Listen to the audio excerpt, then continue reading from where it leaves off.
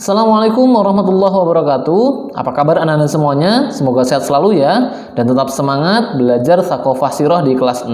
Alhamdulillah hari ini kita akan melanjutkan Tsaqofah Sirah, pembahasan tentang Hamzah bin Abdul Muthalib, Asadullah, sang singa Allah. Tapi sebelum belajar seperti biasa, kita berdoa dulu bersama-sama. Wahid Isnain Salas.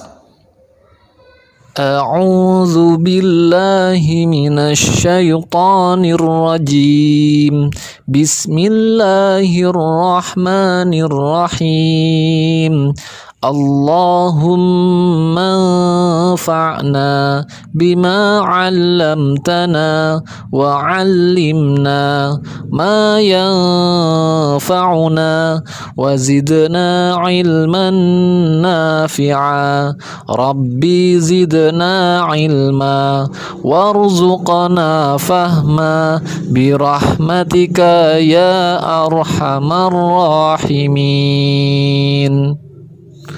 قال الله تعالى اليوم أكملت لكم دينكم وأتممت عليكم نعمتي ورضيت لكم الإسلام دينا.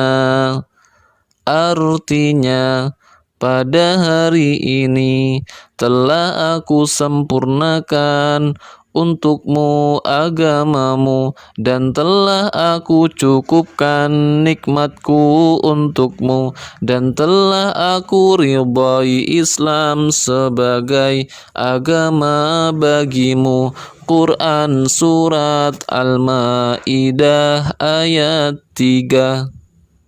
Alhamdulillah, yang sudah berdoa semoga Allah berikan kemudahan ya dalam memahami pelajaran hari ini. Alhamdulillah, hari ini kita akan belajar bagaimana kelanjutan kisah Hamzah bin Abdul Muthalib yang kemarin sudah kita kisahkan, bagaimana dia masuk Islam, bagaimana mudanya juga keren banget, kuat, gagah, bahkan dia memburu singa sendirian, saking hebatnya. Kemudian masuk Islam dan kemudian membuat orang-orang Quraisy itu ketakutan dan kaget karena masuk Islamnya Hamzah bin Abdul Muthalib. Setelah itu dia menjadi perisai dakwah Rasulullah Muhammad SAW.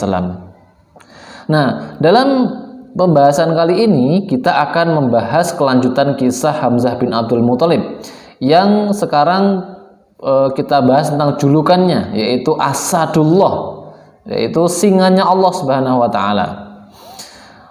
Hamzah telah masuk Islam nih. Hamzah sudah masuk Islam, kemudian Hamzah membela setiap perjuangan dakwah Rasulullah Muhammad SAW yang membuat orang-orang Quraisy itu berpikir beribu-ribu kali untuk menyerang atau untuk mengganggu Rasulullah karena ada Hamzah di sisinya.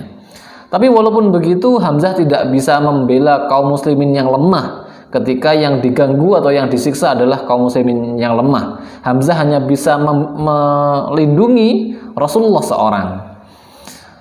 Kaum Quraisy semakin kejam, semakin hari semakin kejam. Mereka orang-orang Quraisy akhirnya membuat sebuah rencana untuk memboikot Bani Hashim dan kaum muslimin, yaitu keturunannya Hashim termasuk Rasulullah dan paman-pamannya, sepupu-sepupunya, semuanya kena boikot. Kenapa? Karena mereka ingin untuk Muhammad SAW diserahkan kepada mereka untuk dibunuh. Kalau selama itu tidak dipenuhi, maka mereka akan tetap memboikot Bani Hashim dan Bani Muthalib. Pemboikotannya seperti apa? Tidak boleh menikah dengan Bani Hashim, jadi nggak boleh dinikahi orang-orang dari Bani Hashim. Orang-orang Mekah nggak boleh menikahi orang-orang Bani Hashim maupun Bani Muthalib. Orang-orang Mekah tidak boleh berjualan dengan mereka.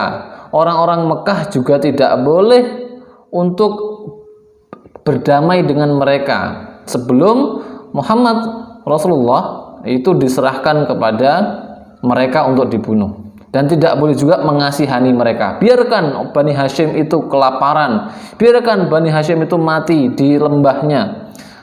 Sampai seperti itu.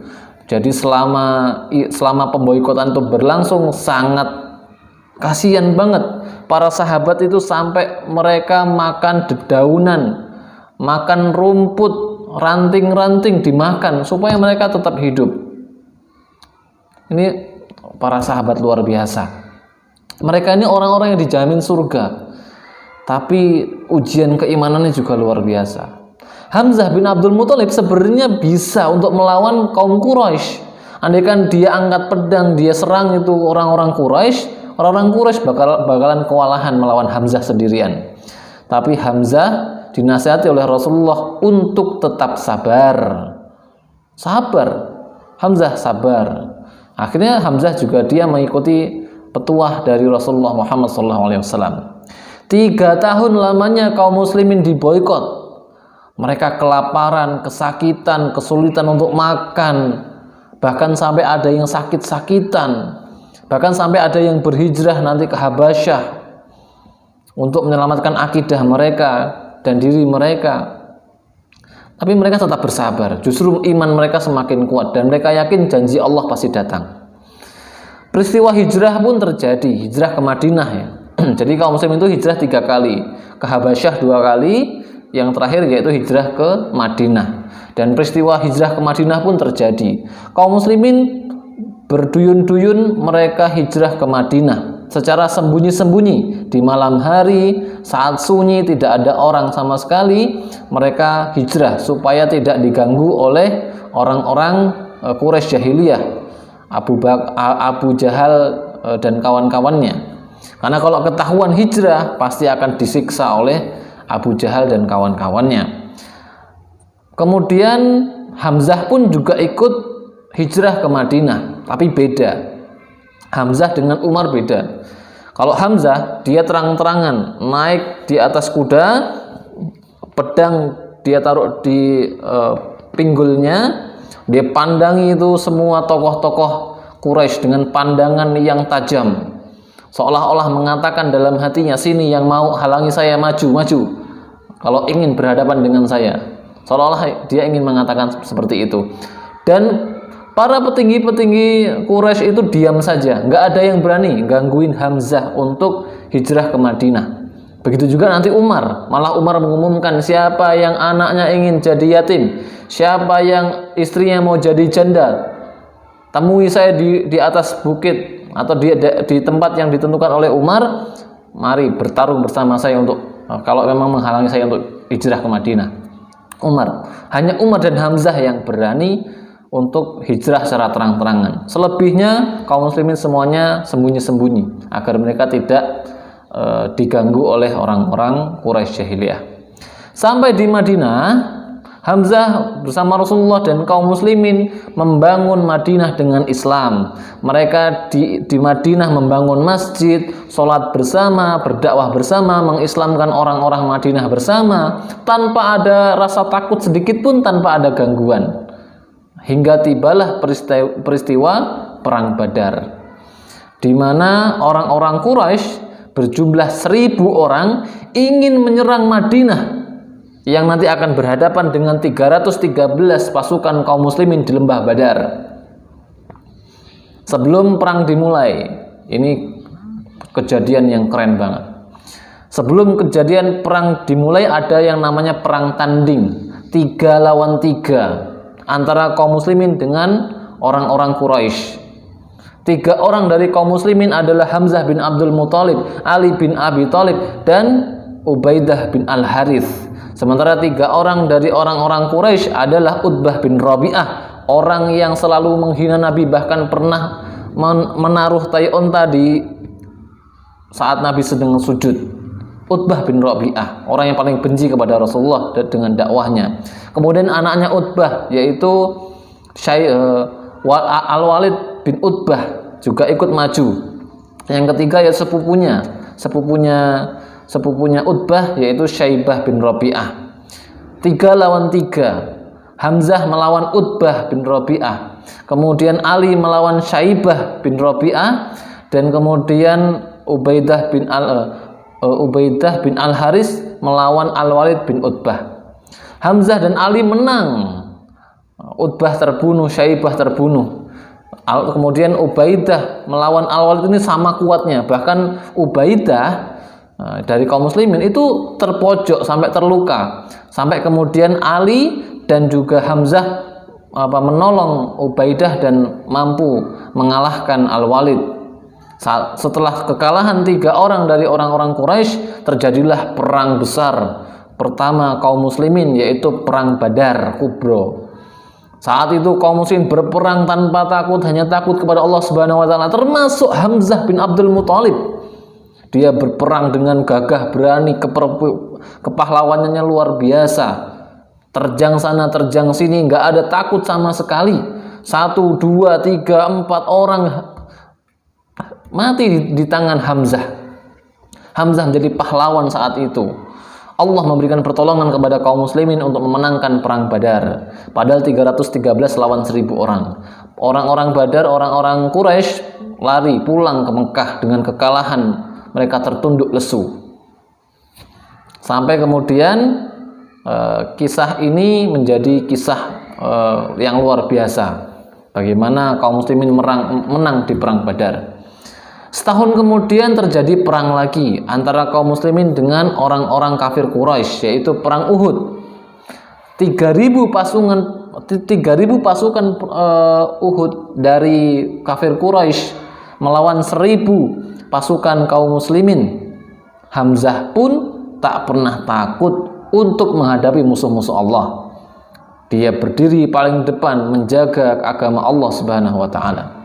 Dan disinilah Hamzah mempunyai gelar Asadullah.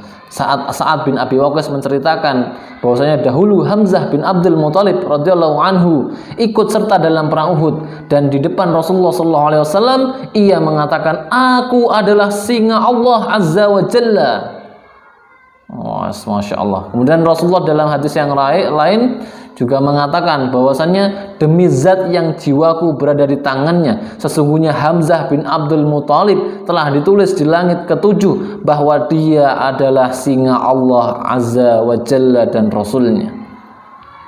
Dialah Hamzah bin Abdul Muthalib yang bukan lagi seorang yang dikenal dengan si pemburu singa, tapi dia adalah singanya Allah dan Rasulnya. Masya Allah. Dari kisah ini kita belajar bahwasannya Hamzah bin Abdul Muthalib radhiyallahu anhu adalah pelindung dakwah Rasulullah yang taat kepada Rasulullah. Dia taat kepada Rasulullah dalam setiap pesan Rasulullah yang disampaikan kepadanya. Walaupun dia mampu untuk melawan kafir Quraisy sendirian saat pemboikotan, tapi dia bersabar sebagaimana nasihat oleh Rasulullah Muhammad SAW. Dan kita juga jadi tahu bahwasannya Hamzah adalah pemberani, kesatria, dan juga pahlawan kaum muslimin yang membela, yang menggunakan semua kekuatannya, kesatriaannya, keperwiraannya, kepahlawanannya untuk Islam, untuk agama Allah Subhanahu wa taala. Dan kita juga mengetahui bahwasanya Hamzah mendapat julukan Asadullah, mendapat julukan singanya Allah Subhanahu wa taala. Maka sungguh kisah yang luar biasa dari Hamzah bin Abdul Muthalib yang harus kita jadikan sebagai contoh teladan supaya kita juga bisa menjadi seperti Hamzah yang lainnya yang membela agama Allah dengan sekuat tenaga kita, tidak takut dengan siapapun, membela Islam dengan sekuat tenaga kita, dengan pikiran kita, dengan ilmu kita, dengan semua yang bisa kita curahkan. Dan nantinya Hamzah ini kisahnya masih akan berlanjut di pertemuan selanjutnya, di mana Hamzah mendapatkan gelar Sayyidus Syuhada. Insyaallah akan kita bahas di pertemuan berikutnya. Sampai di sini pertemuan kita hari ini. Kita tutup sama-sama dengan hamdalah dan doa penutup majelis. Alhamdulillahirabbil alamin. Subhanakallahumma bihamdika asyhadu an la ilaha illa anta astaghfiruka wa atubu ilaik. Kurang lebih mohon maaf. Assalamualaikum warahmatullahi wabarakatuh. Bye bye.